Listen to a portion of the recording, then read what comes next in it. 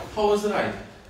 It's been amazing, absolutely amazing. So I left Moscow on the 1st of June with 50 horses, 50 friends on horseback.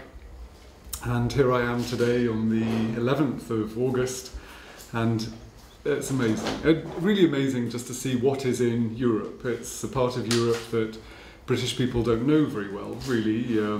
Going from Russia, Moscow to Smolensk, and then through Belarus to Minsk, down to Niesvich, Mir, which used to be the historic homes of the Radzivills, then Radzivili, starting off in Ukraine then, at the top of Ukraine, near Dolsk, near the Belarusian border, and then coming down through Lutsk and crossing over to Lviv, down into the Carpathians. It's wonderful, and it's wonderful to have the time to travel slowly, 30 kilometers a day, sometimes 50 kilometers a day, to see everything in great detail that is in this wonderful world we live in.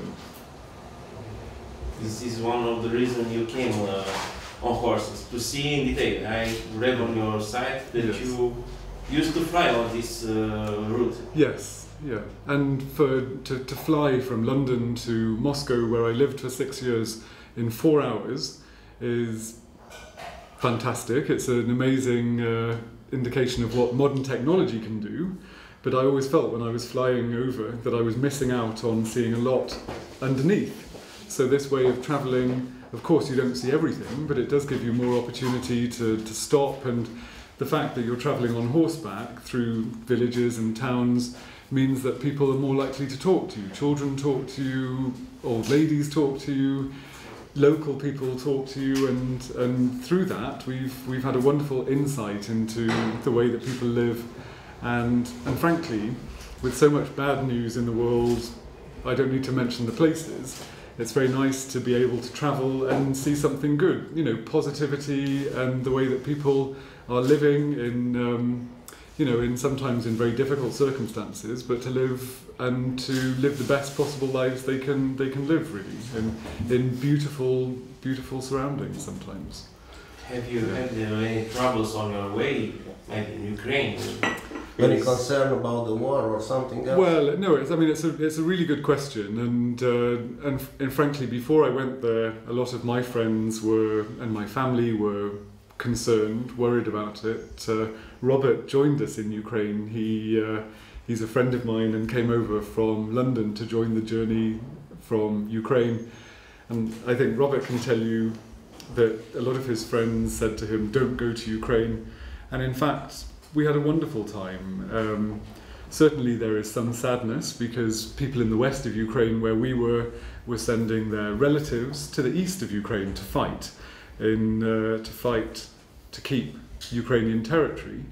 But so there's sadness on that side. People are paying a war tax to support the war effort and dealing with refugees who are leaving the east of Ukraine, and some of them are coming to the west. But actually the kindness of people in every country that we were in, including Russia, Belarus and Ukraine, and now already in Romania, is amazing. And that's led me to the conclusion that people everywhere are kind and fantastic. It's sometimes governments that don't get it right, unfortunately.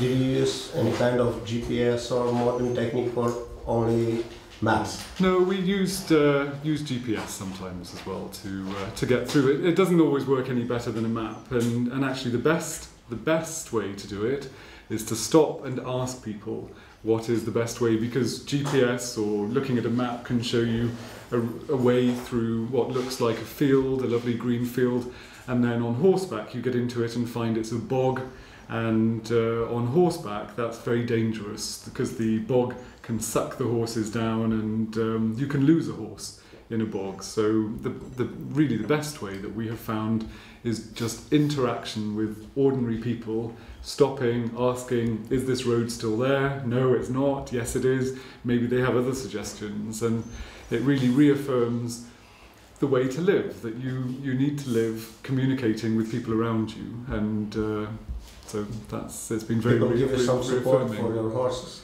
Yes, in fact, people have been very kind, because For example, in certain areas, particularly in Belarus, where it's very boggy in the southern part of Belarus, there are a lot of flies, nasty flies, and that can be very hard on the horses.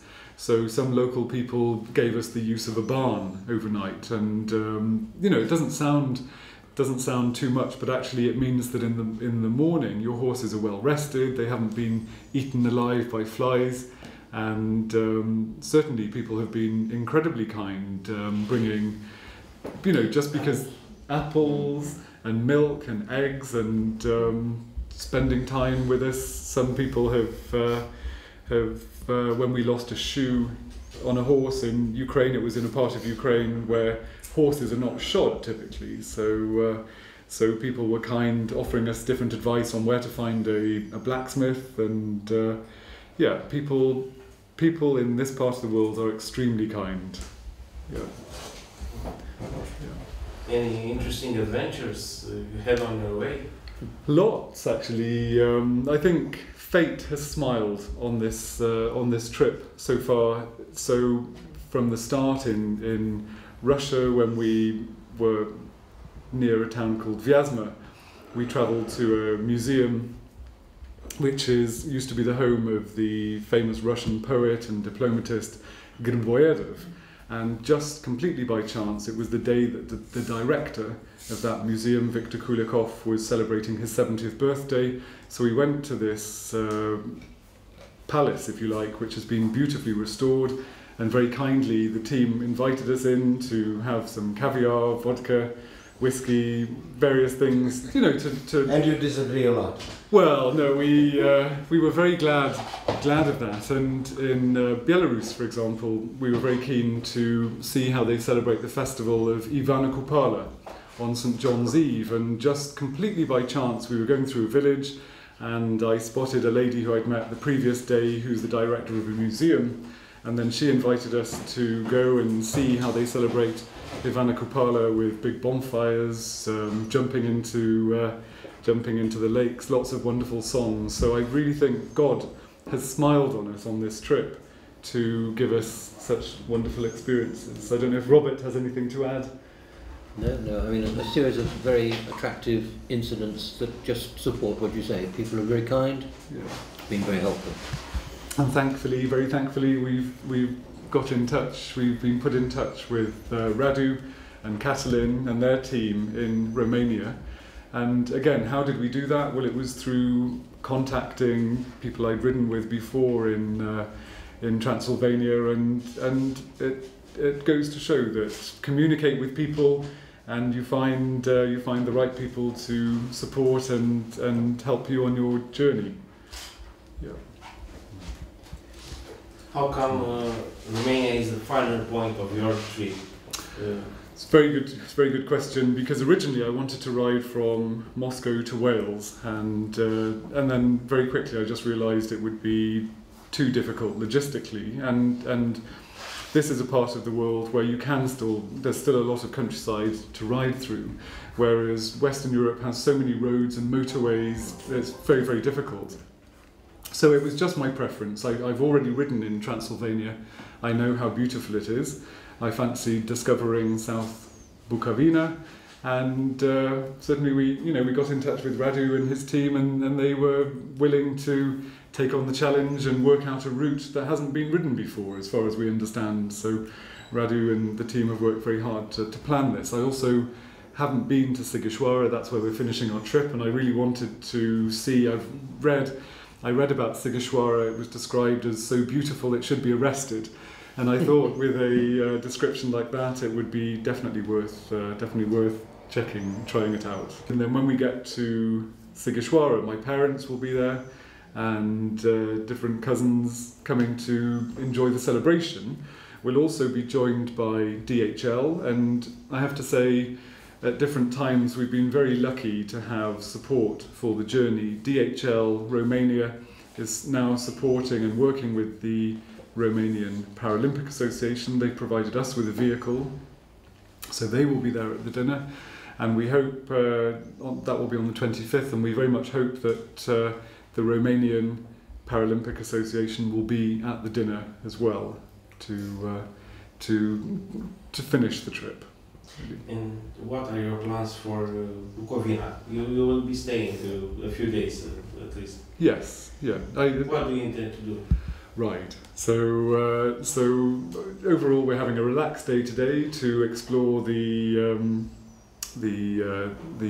monastery at Putna and see the place of Daniel the Hermit and see the grave of Stephen the Great, and rest a little bit after the transfer from Romania yesterday, from Ukraine yesterday, and then tomorrow morning we'll be off travelling. So, and then every night staying in guest houses, pensions. That's the way we'll be doing it. Meeting shepherds, maybe Hutsuls, I don't know, along the way. Do you have any problem on the borders because you travel by horse?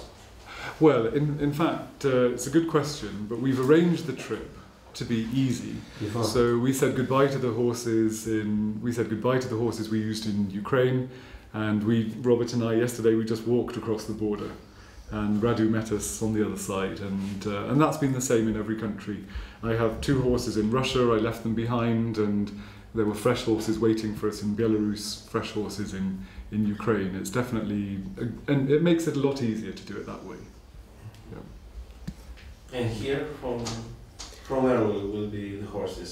Well, this is Radu and Catalin, they're providing the horses. Da, noi ne ocupăm cu turismul ecvestru în zona Donilor, în zona Parcului Național Călimani, și i-am preluat pe domnul de la Putna și plecăm pe traseu până la Sighisoara, dar tot așa cu o pauză. Caii sunt acum la Putna, lângă pensiunea unde suntem cazați, și mâine vom pleca până la Brodina de Sus. Acolo va fi prima noapte deci, de pe traseu. A doua noapte de pe traseu va fi la Hergelia Lucina, plecăm de la Brodina la Lucina. A treia noapte va fi pe Suhard, la o stână.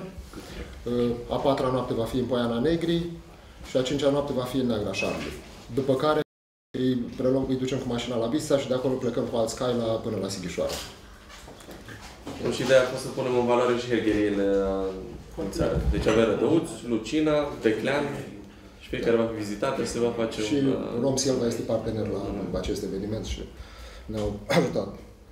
I was also in charge of our cooperation with charity partners. And so when the Paralympics happened in Sochi, I represented the law firm Hogan Lovells down in the Sochi Paralympics. And everybody I was with, and me as much or more so than anybody else, was massively impressed with the efforts and the achievement of Paralympic athletes from every country. And so I know a lot of the people in the British Paralympic Committee, and after I decided to do my ride from Moscow to Sighisoara, a friend of mine suggested that I could raise some money for them, so I took on that suggestion, and so along the way I've been raising money for the British Paralympic Association and also the Romanian Paralympic Association. So we have had some cash donations to go through to the Romanian Paralympic Association. I understand that DHL is also going to be helping them with fundraising, and when you're living in a world where your arms work, your legs work, and you see people who their arms and legs also work, but they need some assistance sometimes, it's an amazing experience to see these people in action, just how fast, how skillful they are at skiing or